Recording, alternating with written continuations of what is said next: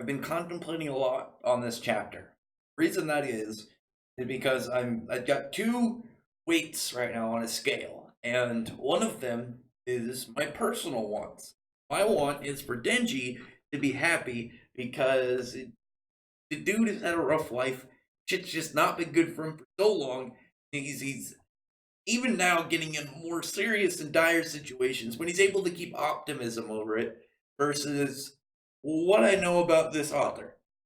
Know about this author is he likes to kill people all the time and he likes to set up some dark unfortunate things.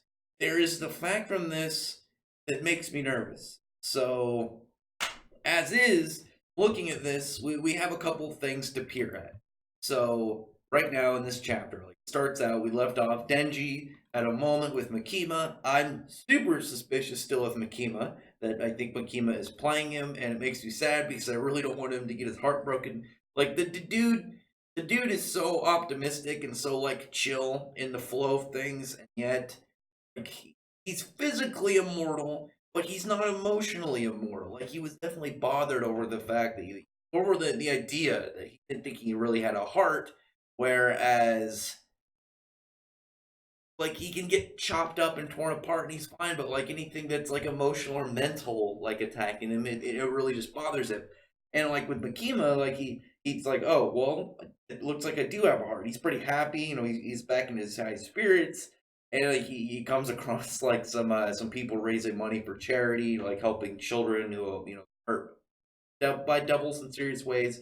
And Denji, in that good spirit of things, he's like, "Oh yeah, cool. I can give some, probably give some like $1, because I know like the what is it like they have like 100 yen coins, and I think that's like the equivalent to around $1. Gives them one. I'm like, oh yeah, cool. Here's a flower as as a present for helping anybody for helping because we give a flower to anyone who donates. Then she's like, yeah, it looks nice, and then eats it, walks away like nothing's happened, like nothing's abnormal about that. And it's like you can tell the girl's just like, what is wrong with that dude? And here he is, just happy as can be, thinking over his life, thinking over like where he's at, thinking over like what's to come. And he's like, any time that he has any like free area to think, he thinks about Makima. Very happy about this, like his interactions with her. He's happy about just like thinking over her and who she is in general. And I don't think he knows how bad of a person that she's to come off as. And like I think Makima out of all the new gen villains, I think she has the potential to be the best one. And a lot of it is given the fact that we don't know if she's going to be a villain, but we know that she's like been done some questionable things, and it seems to be building up like she's going to have some sort of like antagonist position. But then like when Denji's like, no, he's no way he's gonna fall for any other girl other than Makima. It starts raining. He runs away. It's we did get a name. We did get a name for the shark fiend. His name is Beam, and he makes a comment about all of the fiends having weird names. So that's probably gonna have something to do with who they are. Like we know that they're not like really intelligent. So probably like wherever their name originates from is going to be something about them. About maybe power. It's going to be have something to do with like up and wanting to have like more power or something. Maybe whatever their name is, they're trying to emulate something they want. I don't know, but Beeman's very happy that it's raining. Obviously, it's like a shark center dude. The rain is nice to him, but Denji yells at him, to be quiet because obviously, if somebody sees this fiend dude, this devil in a human's body, like just walking around doing stuff. Well, not literally walking, floating through like the ground because he can like merge into material and like swim through land like a shark in water. And then obviously people are gonna freak out, and Denji's not gonna be able to walk through the area like normally because everyone's gonna associate him with that, probably get nervous. And obviously, like the beam is he likes the chainsaw. We don't know if it's Denji specifically or has something to do with the chainsaw. We don't know if maybe it was Pochita back when if the hype around him is true. And he's like, yes sir. Gets back down. You just see his little fin, and I love that. I love how you just see like a little tiny shark fin like moving through the streets. I really like Beam's character so far. He seems like a pretty fun guy. And then Denji gets in like a phone booth. Shortly after that, this girl like shows up. He's talking to him, and she seems like sad for a moment because like she says that Denji's face reminds her of a dog she had, which again is questionable. Again, questionable of why she would say that. I'm wondering if that would have anything to do with anything with Pochita, but I'm not too sure. And in that awkward situation, Denji like vomits up that flower and then gives it to her, and she just kind of like takes it as him doing a magic trick, and then you get revealed of this girl's face, and this very nice looking girl. She seems like a pretty delightful individual. She's got a nice design. She's got a little cat bell shirt. She's got like a weird collar like thing, but it's turned sideways. And like I like the two little neck would it be moles, freckles, holes, beauty marks. I don't know what they'd be called there, but she just seems delightful. Brain stops, says pretty much like she to help, not really to help, to show his thanks to Denji. She's like, I work at this cafe down the street. If you come there, yeah, she says like the what it's called, and directs him there. It's like, yeah, if you go there, I'll give you a gift as thanks. All right, you better show up. And one of the things that makes it really suspicious is after she leaves, you just get like a panel of like Denji like seeming like kind of like blanked out, and you get like four panels of her walking, and it's not like one of those ones where it's like, oh, I just want to like have a display of this character doing something, maybe a little bit of their personality or something about them. It seems that there's something about it that seems suspicious, and I'm not too sure yet what it is. But she ends up going to work. She just seems to be have this kind of normalcy about her, and her boss is like, yeah, you do your thing, and she's like, listen, all right, I'm here to work. He's like, you're late, so I'm not going to pay you for the time you're not here. You just get a little back and forth between them very shortly. This seemed like some little banter between an employee and their boss, and Denji is already there. And the thing about Denji, I actually like this because this is something that I think I would legitimately do as well. Because like normally I'd be like in a normal situation, I'd be like, oh well, that was a weird interaction with some person. But if someone was like, for whatever reason, it's like, hey, if you stop by where I work, I'll give you this whatever. I'll give you a free drink or whatever it would be. My mind would be like somebody offered me a gift. I can't not take it. But obviously Denji is Denji, and he's kind of weird beyond like I try and do it as like a I don't want to seem rude. Denji just seems like he's just awkward, and like he's like, well, I've got nothing better to do, and someone's being nice to you, I might as well take it. And while he's talking to this girl, she gives him a coffee, and he tries to play it off like he drinks coffee. Obviously, he does not drink coffee. When you drink coffee for your first time, it's not very good. I mean, I'm sure there are some people that like it. First off, yeah, to me, it's an acquired taste. Like I'm recently, like a couple weeks ago, I started trying to drink black coffee, and I've been toughing it out, and it's starting to not be that bad to me. So like, I can imagine for Denji. I remember the first time I drank black coffee. I think I was like 10 or something. It was awful, and he just you could tell like how much he just does not drink it, and how much he is forcing himself to do it. But the girl notices. I'm actually more impressed with the fact that it's like steaming hot and he just drinks it down anyway. Like, pretty tough on Denji.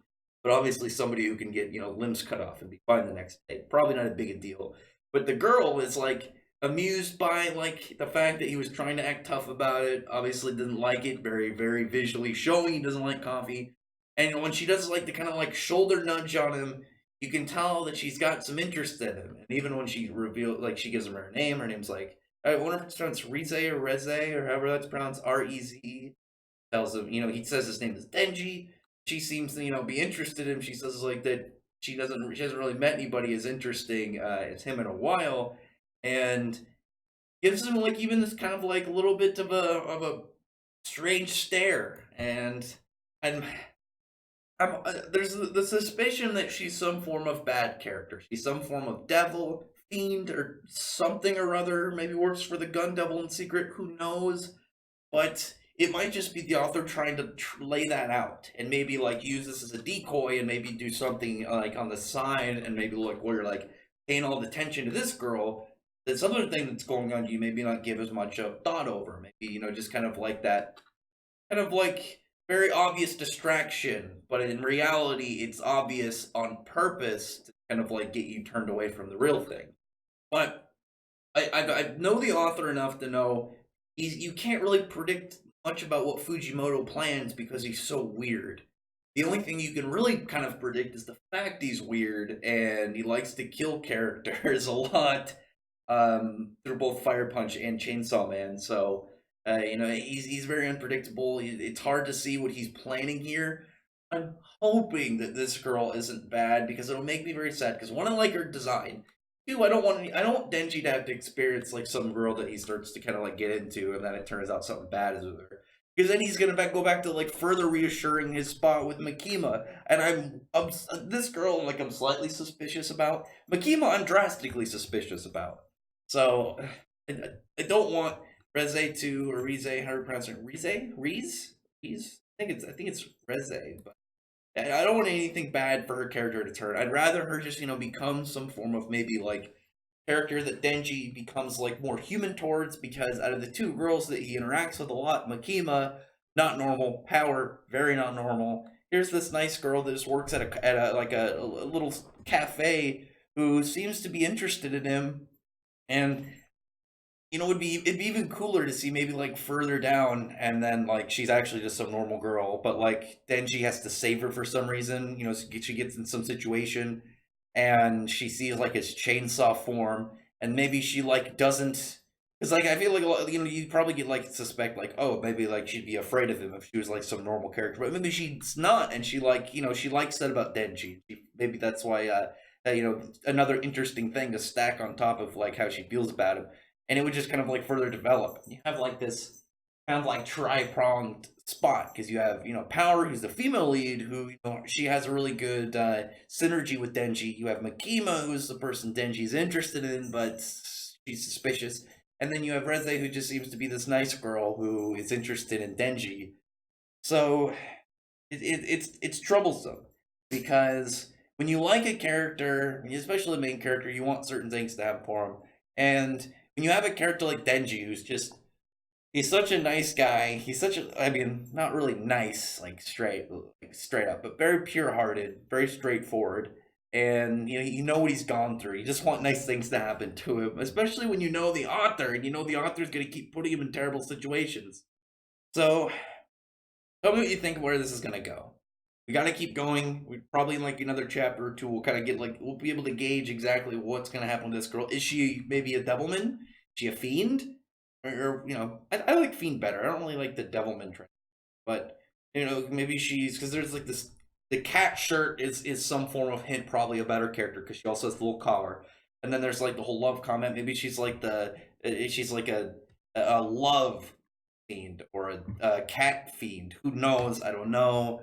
Maybe it'll be laid out for her in the future. Maybe she's a character that will get involved in a lot of stuff later on. Or who knows? But for now, let's just look at it and be suspicious, because suspicious is the largest thing with Fujimoto. When you have other authors, you gotta have like different aspects to them, like hope, faith. You gotta get your eggs in the basket of like this author has done enough for me that I in this situation where it's like, oh, I don't know where this is gonna go, but I the faith the author will deliver. With Fujimoto, you just gotta be suspicious of everything he does, because everything he does, it feels like he's setting up for some dark stuff. Other than that, comment below and tell me what you thought about this chapter, about this new girl. I like her design a lot, so I'm hoping that she doesn't turn out to be a bad guy or killed off or something. And I really appreciate you thumbs up the video, prefer the like button, subscribe button, and check out my other videos. With that, I appreciate everyone who's already subscribed, and I thank you all for listening. Bye.